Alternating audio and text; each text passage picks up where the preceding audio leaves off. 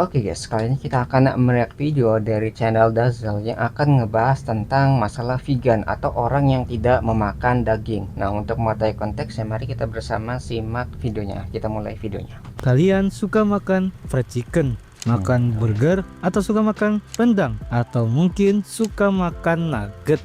Jika iya, kalian adalah pembunuh. Itulah yang dikatakan Betul. sebuah aktivis yang sering disebut dengan vegan, sebuah komunitas yang anti daging dan anti eksploitasi hewan. Karena menurut mereka, semua hewan layak hidup normal seperti manusia. Loh, maksudnya gimana?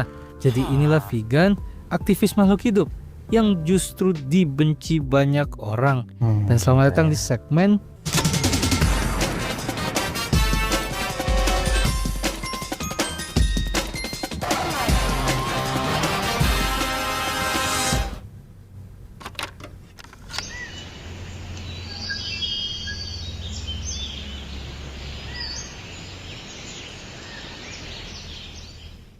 Nyatanya metode vegan atau ya anti makan daging itu sudah ada sejak tahun 500 sebelum Masehi, di mana terdapat seorang filsuf Yunani yang memiliki kepercayaan kalau manusia akan bereinkarnasi dan hewan bisa saja memiliki jiwa seorang manusia di dalamnya, sehingga bagi dia memakan daging adalah sebuah kejahatan.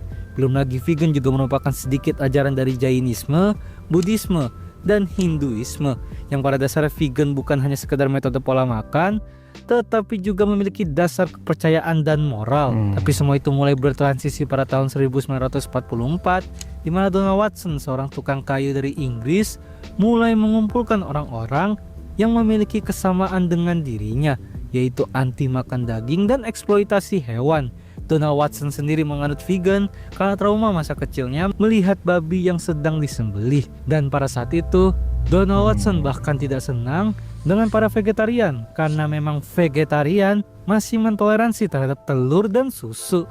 Yang akhirnya Donald mengajak perkumpulannya untuk membuat sebuah organisasi yang mutlak menolak eksploitasi hewan. Jadi vegan tuh kayak bentuk ekstrim ya dari vegetarian. Kalau vegetarian kan masih bisa mentoleransi, sedangkan vegan tuh benar-benar kayak nggak mau gitu ya, makan sesuatu yang berasal dari hewan gitu. Jadi telur dan sebagainya itu benar-benar nggak bisa toleransi. Dan ini mereka tuh kayak membentuk kayak perlawanan gitu pada orang-orang yang memakan daging dan sejenisnya gitu ya. Jadi bentuk ekstrim si vegan ini. Ya. Pakaian dan lain-lain, termasuk telur dan susu, yang intinya bebas produk hewani lah. Akhirnya lahir sebuah istilah yaitu vegan, yang mengambil 3 huruf depan dan 2 huruf belakang kata vegetarian, yang memiliki arti awal dan akhir dari vegetarian, yang berlanjut akhirnya di mana mereka menerbitkan sebuah majalah pertama yang berjudul The Vegan News, yang isinya merupakan panduan-panduan untuk menjadi seorang vegan, seperti tutorial hidup tanpa makan daging, tanpa susu, dan mengajarkan kalau menjadi vegan adalah upaya untuk membebaskan hewan dari eksploitasi manusia. Dan ya, di majalah ini sebenarnya tidak ada maki-makian kepada para pemakan daging ataupun non-vegan. Di masa ini vegan hanyalah sebuah komunitas yang sehat-sehat aja. Donald Watson menciptakan kata vegan dengan tenang di tengah kecamuk Perang Dunia II pada saat itu, yang tujuannya adalah edukasi dan kasih sayang. Tapi sayangnya dia tidak pernah menyangka bahwa 80 tahun kemudian nama yang dia ciptakan akan dirusak oleh aktivis-aktivis yang anarkis. Tuh ya. Jadi awalnya itu damai, tapi ketika berlanjut misalnya dari 80 tahun berikutnya ternyata diambil alih sama orang-orang yang memiliki ekstremisme. Jadi vegan itu dianggap orang yang melawan orang-orang yang makan daging dan sebagainya ya. Nih ya, jadi masalah tuh.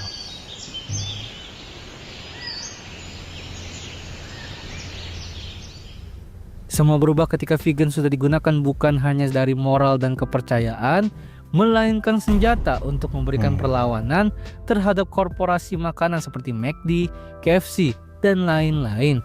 Dari sini vegan yang awalnya merupakan tren pola hidup yang berdasarkan moral dan kepercayaan masing-masing, sekarang justru malah berfokus pada hak asasi hewan atau animal rights, yang akan terus membela mati-matian kehidupan hewan. Masalahnya, dengan fokus seperti ini, penganut vegan sudah tidak diisi oleh orang-orang yang toleran, melainkan orang-orang yang agresif, dan gak jarang ada beberapa Tuh oknum ya, jadi yang kadang ekstrim menggunakan ya. vegan hanya untuk melawan paham politik tertentu saja, yang Hmm. berujung komunitas vegan berubah menjadi komunitas yang semakin toksik.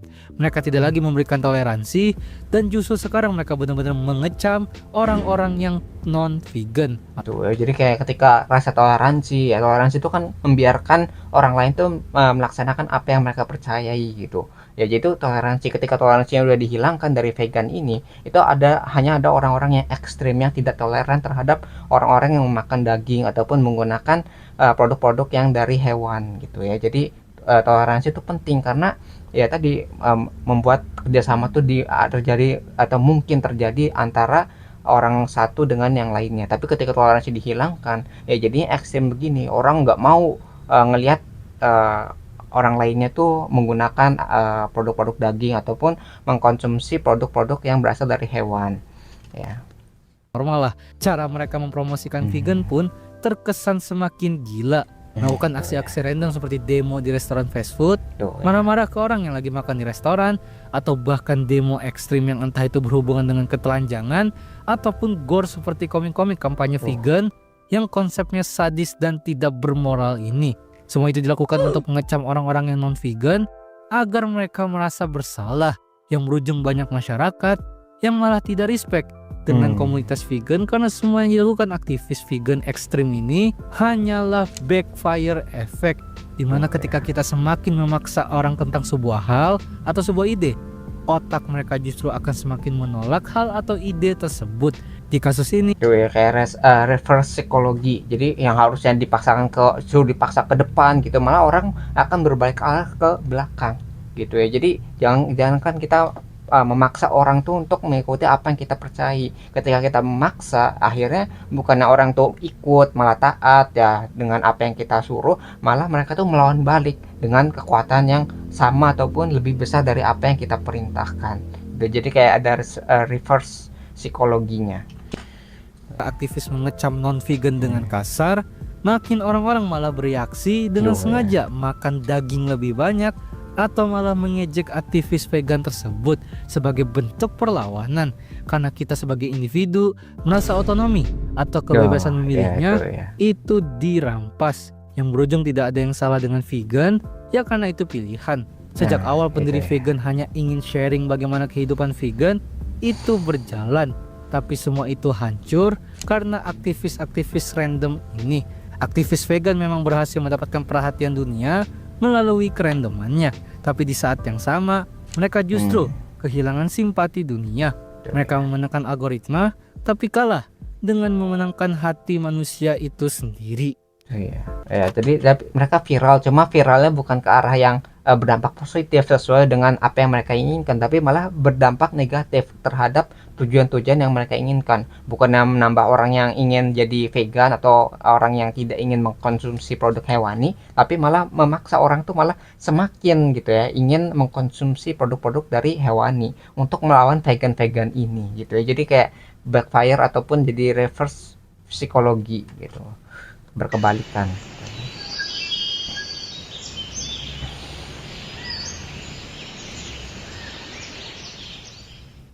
Sudahi komunitas aktivisnya, sebenarnya vegan itu worth it atau enggak? Secara kesehatan, vegan ini sangat cocok untuk meningkatkan kesehatan jantung, memanage gula darah, dan bahkan bisa lebih cepat menurunkan berat badan. Dikarenakan jika kita diet vegan, protein nabati cenderung memiliki lemak jenuh yang rendah, bahkan memiliki 0 kolesterol, yang membuat kalori setiap masakan nabati atau vegan ini cenderung lebih rendah. Vegan juga memfokuskan badan pada asupan serat sehingga pencernaan tubuh jelas lebih lancar. Tapi diet ini memiliki beberapa masalah, karena dengan diet vegan kalian akan kekurangan vitamin B12 yang umumnya hanya ada pada daging. Jadi kayak kalau kita sebut dalam nutrisinya gitu ya, nutrisi dalam 100 gram nabati sama hewani itu berbeda gitu, karena energi di dalam hewani itu biasanya lebih besar daripada produk-produk nabati ya. Dari produk tanaman tuh energinya itu lebih sedikit dibandingkan yang hewannya, dan tubuh tuh lebih efisien untuk menyerap produk-produk dari hewani. Karena kan kita sama nih, misalnya hewan kan mamalia, dagingnya dan sebagainya itu kan lebih mirip dagingnya atau nutrisinya dengan apa yang ada di dalam diri kita gitu ya kan. Dagingnya mungkin ada kemiripan. Nah, kemiripan inilah yang menyebabkan uh, daging itu lebih mudah diadaptasi ke dalam tubuh kita daripada produk-produk nabatinya gitu. Kalau produk nabatinya kan mungkin ada seratnya. Nah, seratnya ini kan nggak bisa diserap oleh tubuh dan itu menghambat penyerapan sehingga nggak efektif gitu ya untuk diserap oleh tubuh kita gitu. Jadi harus ada proses-proses tambahan yang mungkin melelahkan tubuh kita, dan tubuh kita akhirnya tidak bisa menyerap nutrisi-nutrisi yang ada dalam produk-produk nabati ya. Jadi ada kesenjangan gitu antara produk nabati dan produk hewani gitu ya. Jadi itu kalau misalnya kalian mau mengkonsumsi produk-produk nabati, berarti kalian harus siap dengan tadi ya, berkurangnya nilai kalori, terus serat-seratnya itu mungkin akan menghambat proses pencernaan gitu ya, dan akhirnya kita tuh tidak mendapatkan energi yang cukup untuk kebutuhan sehari-hari kita. Vitamin B12 itu bisa berujung pada kerusakan saraf atau anemia. Diet vegan juga biasanya kurang bisa mendapatkan zat besi karena zat besi dari tumbuhan cenderung lebih susah diserap ketimbang zat besi pada daging. Sehingga diet vegan tidak cocok untuk anak-anak yang sedang dalam masa pertumbuhan, ibu hamil dan menyusui, penderita anemia akut, ataupun orang yang memiliki gangguan pencernaan tertentu. Karena kondisi yang gue sebutkan sebelumnya membutuhkan gizi yang lebih seimbang untuk kesehatan mereka. Gitu ya, karena produk hewani itu lebih mudah untuk diserap dibandingkan dengan produk nabati. Jadi kalau kalian mau mengkonsumsi full produk nabati itu mungkin kalian ditujukan untuk diet. Misal orang yang udah obesitas ya, berlebihan gitu ya berat badannya, sehingga karena untuk mengurangi berat badannya itu mereka mengkonsumsi produk-produk nabati gitu. Karena produk nabati itu memiliki energi yang lebih rendah, sehingga ketika nilai kalori yang dikonsumsi itu lebih rendah daripada kebutuhan tubuh, itu mereka akan menurunkan lemak ataupun cadangan makanan yang ada dalam tubuh mereka ya. Jadi ini ditujukan akan lebih baiknya untuk diet atau untuk mengurangi berat badan ya. Cocok untuk penderita diabetes dan penderita kolesterol tinggi, karena metode ini jauh lebih worth it untuk bisa membantu penyembuhan mereka. Sehingga secara pandangan kesehatan, vegan itu ya boleh-boleh aja buat dicoba, tapi mungkin hanya menjadi sebuah program diet singkat saja, entah itu mingguan ataupun harian, karena memang manusia sejatinya membutuhkan gizi yang seimbang aja. Tapi jika vegan sudah dipush menjadi sebuah kepercayaan moral alih-alih metode diet, yaitu kembali lagi ke pilihan masing-masing. Terima kasih telah nonton video ini. Gimana? Apakah kalian seorang vegan? Coba komen aja. Sedari awal vegan itu diciptakan hanya sebagai pilihan hidup yang berdasarkan kepercayaan dan moral, sehingga ya memang tidak ada yang salah. Gue sendiri pernah mencoba diet vegan selama sehari aja, dan ya biasa-biasa aja. Yang menjadi masalah hanyalah aktivis-aktivis yang alih-alih membuat vegan dikenal dengan baik, justru dikenal dengan semakin toksik dan buruk. Dan terima kasih juga kepada member channel Dazzle yang sudah terus support channel ini. Jadi jangan lupa subscribe Dazzle. Dah. Ya, jadi sebenarnya nggak masalah tuh ya sama si vegan ini. Kalau misalnya vegannya itu mentoleransi orang-orang yang mengkonsumsi produk-produk hewani gitu. Jadi karena si vegannya ini nih benar-benar ekstrim ya cara untuk memasarkan kepercayaannya, sehingga orang-orang tuh malah menolak ideologi seperti ini gitu ya. Jadi ideologi itu emang nggak bisa dipaksakan, hanya bisa diceritakan ataupun disebarkan melalui empati. Kalau misalnya mereka tidak berempati dengan ideologi tersebut gitu, malah nggak percaya, malah akhirnya ditolak sama masyarakat umum gitu. Apalagi masyarakat dunia yang melihat, wah kok vegan ini bukannya memasarkan ideologi mereka, malah melakukan hal-hal yang ekstrim.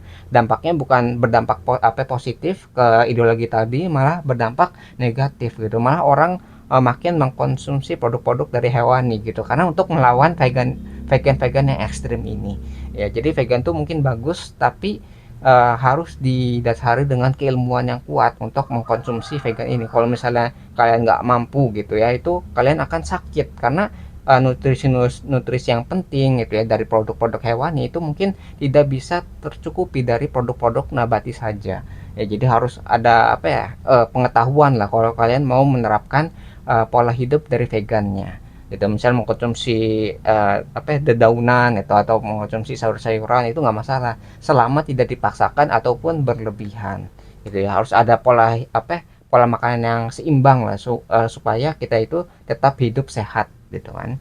Nah mungkin itu yang bisa kita pelajari dari video ini yang sedang membahas vegan yang ekstrim lah, yang apa ya, memiliki sesuatu yang apa ya, berbeda jauh dengan pola pikir dari pembuatnya yang awal itu, yang awalnya damai gitu ya, hanya pola hidup, hanya pilihan, ternyata sekarang diubah oleh orang-orang yang memiliki pemikiran yang ekstrim. Nah kalau kalian tertarik dengan sumber videonya, sudah saya cantumkan di deskripsi video. Nama channelnya itu Dazzle ya, kalau kalian tertarik untuk mengunjungi channelnya. Nah mungkin sekian yang bisa saya sampaikan, semoga video bisa bermanfaat, kurang lebih mohon maaf. Kita ketemu lagi di pembahasan selanjutnya, insya Allah.